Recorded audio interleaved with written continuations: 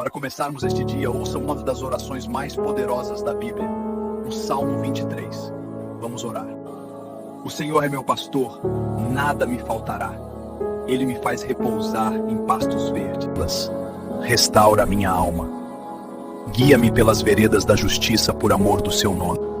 Mesmo que eu ande pelo vale da sombra da morte, não temerei mal algum, porque tu estás comigo. Tua vara e teu cajado me consolam. Preparas uma mesa perante mim na presença dos meus inimigos. A cabeça com óleo, o meu cálice transborda.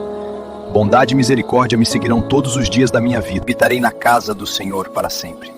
Que estas palavras lembrem você do cuidado de Deus. Ele te guia, te protege e te sustenta. Enfrente tudo com fé. Em nome de Jesus, amém. Se esta oração falou com você, siga este canal agora. Comente em amém e compartilhe com um amigo.